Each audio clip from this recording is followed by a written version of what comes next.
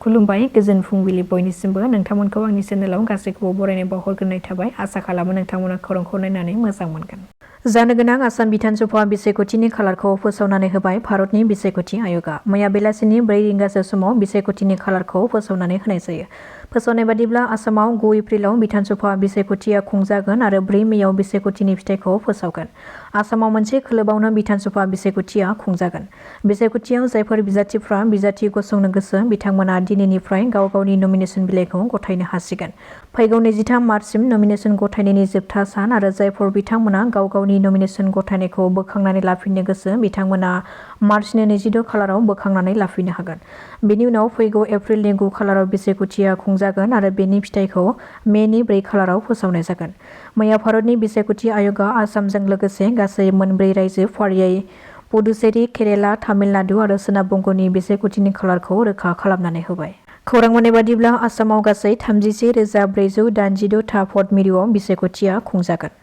आसामाव फिन आरोबाव दावबायफैदों मिरुनि नखर मन्थ्रि अमित शाहआ। मिरुनि नखर मन्थ्रि अमित शाहआ आसामाव फैनानै गुवाहाटीआव मोनसे हाबाफारिनि गेजेरजों बाहागो लानायजों लोगोसे प्रागज्यतिसपुर मेडिकेल कलेज एन्ड हस्पिटाल लुफुंनो थाखाय अन्थाइ खाम्फा बेखेवदों। गुवाहाटीआव दावबायफैनाय नखर मन्थ्रि अमित शाहआ डिफु, जरहाट आरो बरपेटा मेडिकेल कलेज एन्ड हस्पिटालाव सुपार स्पेशियेलिटि हस्पिटालनि अन्थाइ खाम्फा गायसननायजों लोगोसे गलाघाट आरो तिनिसुकिया केन्सार केयार सेन्टार लुफुंनो थाखायबो अन्थाइ खाम्फा बेखेवनायखौ नुनो मोननाय जादों। बिधानसभा बिसायख'थियाव बिजाथि महरै गसंनो थाखाय गोबां बिजाथिफ्रा आर'जलाइ गथायनायखौ नुनो मोन्दों। बेनि गेजेराव बारग' मन्थ्रि प्रमिला रानी ब्रह्म बिथाङाबो बिजाथि महरै गसंनो थाखाय आर'जलाइ गथायनायखौबो नुनो मोन्दों। नाथाय बेराफारसेथिं रायजो राजाफ्रा बिटिसिनि चिफ हाग्रामा महिलारीनि बिसि सेउलि महिलारीखौ बिजाथि महरै मोननो थाखाय हास्थायदों। बे बिजाथि फसंनायखौ लानानै बारग' मन्थ्रि प्रमिला रानी बिथांनि बिबुंथि। बिथाङा फोरमायथिदों दि बिसायख'थि गेलेग्राया बिसायख'थि गेलेबाय थानो हास्थायो बेबादिनो राजखान्थियाबो मोनसे दावहा। बे हिसाबै बयबो बिसायख'थिखौ गेलेनो गोसो जायो आरो बे बिजाथि गसंनो नागिरनाया जेबो दायगोनां बाथ्रा नङा। बयहाबो गेलेनो हानायनि मोन्थाय दङ बेबादिनो बयबो बिजाथि महरै गसंनो लुबैनाय बादि आंबो आर'जलाइखौ गथायदों। दोलोआ टिकेटखौ आंनोनो होथारनांगौ बेबो नङा जाय दोलोनि दैदेनगिरिया जाय बिजाथिखौ होयोब्ला रायजो राजानि थाखाय मोजां जागोन होननानै सानो बेनोनो होथों। हाग्रामा महिलारीनि बिसि सेउलि महिलारीनो टिकेट होनायनि सायाव आंहा जेबो बुंनांगौ गैया हाइकामान्डआ जा थिरांथा लागोन बेनो जागोन होननानै गावनि बिबुंथिनि गेजेरजों बुंथिदों प्रमिला रानी ब्रह्म बिथाङा। आसाम पुलिसनि गोख्रों सिग्रोमनाय काछाराव आसाम पुलिसआ ड्राग्सनि हेंथायै गोख्रों सिग्रोमनायनि गेजेरजों काछारनि लखिपुराव 1.4 केजि हेर'इनफोरखौ बोखांनो हादों। बेफोर हेर'इनफोरखौ बोखांनो हानायजों लोगोसे बे सिग्रोमनाय हाबाफारियाव सासे ड्राग्स फालांगिरिखौबो हमनो हादों। हमजानाय सुबुंखौ एबसालम मार होननानै सिनायथि होदों पुलिसआ। राजखान्थिनि फोथाराव राजखान्थि दैदेनगिरिफोरनि सोलाय-सोल'। मोनसे समनि बिपिएफ दोलोनि सासे गोख्रों दैदेनगिरि चन्दन ब्रह्म बिथाङा प्रमद बर'नि दैदेननाय इउपिपिएल दोलोआव बिपिएफ दोलोखौ नागारनानै हाबफैदोंमोन नाथाय बिथाङा इउपिपिएल दोलोनिफ्राय फिन दोलो एंगारनायनि लाइजामखौ गथायबाय। सुलुंनिफ्राय मिथिनो हानाय बादिब्ला बिथाङा गावनि गोजाम दोलो एबा बिपिएफ राजखान्थि हान्जायावनो आखाइ हमफिननो थांगासिनो दङ होननानै सुलुंनिफ्राय मिथिनो मोननाय जादों।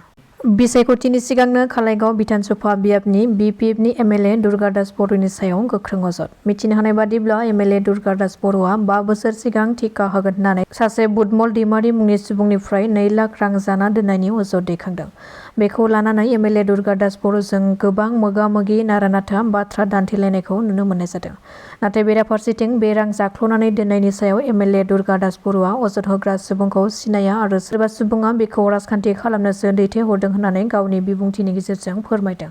পার্টির টিকেট পাবৰ কাৰণে তো এইটো আমাৰ হাই কমাণ্ডৰ ওপৰত নিৰ্ভৰ কৰিব আৰু মই নাজানো কোনে কোনে এই সমষ্টিৰ কাৰণে কোকৰাঝাৰ নম্বৰ 3 সমষ্টিৰ কাৰণে কোনে কোনে কোন কোন টিকেট দাবীদাৰ আছে মই নাজানো এতিয়ালৈকে গম নাপাওঁ সকলোৰে অধিকাৰ আছে টিকেট বিচৰাৰ গতিকে ইয়াত কোনো সমস্যা উঠিব নালাগে ৰাজ্যে যাক ভাল পায় তেওঁকে জিকাব একে কথা তেখেতেও বিচাৰিছে খেলিবলৈ বিচাৰিছে খেলিবলৈ বিচৰাটো অপৰাধ নহয় বিচাৰিব পাৰে কিন্তু আমাৰ দল আছে দল হাই কমাণ্ডে যাক টিকেটটো দিব তেওঁই খেলিব এটোতো আমাৰ মানে ইলেকশন কিবা এনেকুৱাই থাকে আৰু সকলোৱে বিচাৰে গণতন্ত্ৰ দেশত সকলোৰে ইচ্ছা মানে প্ৰকাশ কৰিব পাৰে চেষ্টা কৰিব পাৰে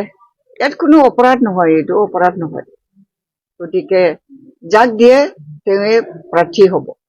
मोनसे मोजां बाथ्राया मा जोंनि बड'लेण्डनि मोननै हान्जानि गेजेरावनो मोगा-मोगि जायो UPPL आरो BPL बेबायदि राष्ट्रीय दलनि जोंनि जायगायावहाय बारा खामानि गैया बे कंग्रेसआनो दाजाथों मानो CPI CPM आनो दाजाथों मानो भारतीय जनता पार्टीआनो दाजाथों मानो बाव नेशनेल पार्टीफ्रा दिनैसिमबो बांद्राय रोदा सुनो हायाखै बेयो जोबोद मोजां मोनसे जोंनि थाखाय माने बुंनो थाङोबा बाख्नायथाव मोनसे थासारि रायजो राजाफ्रा दिनैसिम नेशनेल पार्टीखौ बेयाव बोजबनानै लायाखै जेब्ला UPPL नि सरकार थांबाय BPF फैफिनबाय BPF नि सरकार थांबाय UPPL आ फैफिननांगौ गतिके मोननैनि गेजेरावनो सोलाय सोल' जाबाय थायोबा मोजां आरो रायजोखौ जिहेतु UPPL आरो BPF आनो बांसिनै सेवा खालामो आरो UPPL नि दैदेनगिरि आरो BPF नि दैदेनगिरि बिसोरो ज' जानानै गोदो BTC आनो जा BTR सुक्तियानो जा मोननैबो सुक्तिखौ बे पार्टीयाव थानाय मानसिफ्रानो खालामदों UG ब्रह्म सार जोंहा रबिराम नार्जारि सार हाग्रामा महिलारि सार प्रमद बर' सार गोरों नार्जारि सार नङा होमबा सोरबा खाम्फा बरगयारि चन्दन ब्रह्म बिथांमोनानो BTC खौबो आरो BTR सुक्तिखौबो खालामफैदों गतिके दिनै बिसोर थांनानै थासान्दियाव माबोरैहाय बियो गुबुन हान्जानि आखायाव थांनांगौ गतिके एखम्बा UPPL एखम्बा BPF मोननै पार्टीनि गेजेराव रटेसन जाबाय थानाया मोजां आरो